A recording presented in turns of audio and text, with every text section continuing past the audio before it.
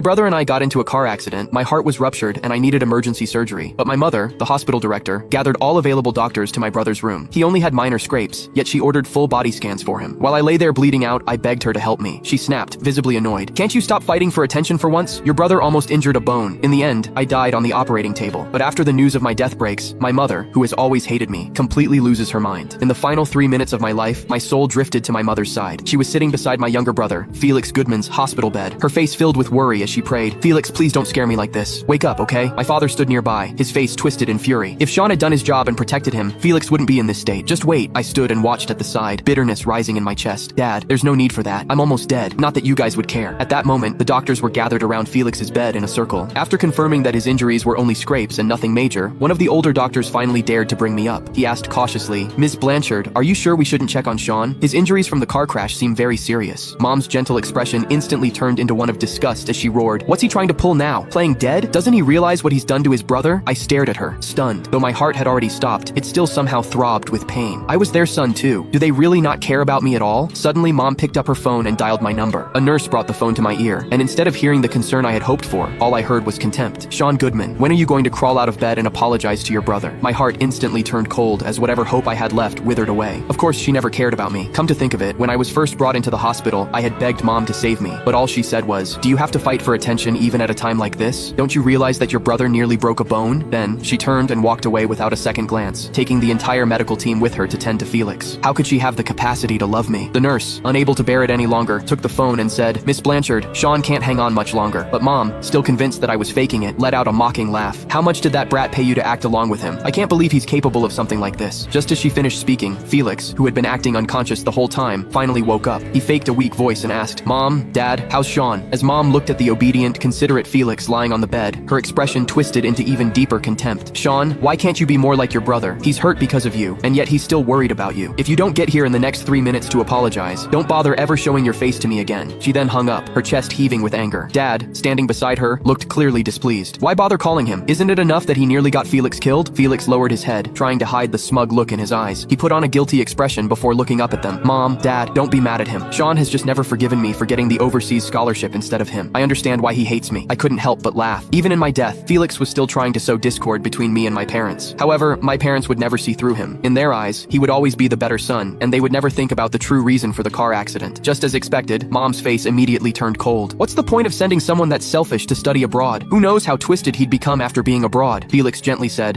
Click the link in my bio to get the full story for free.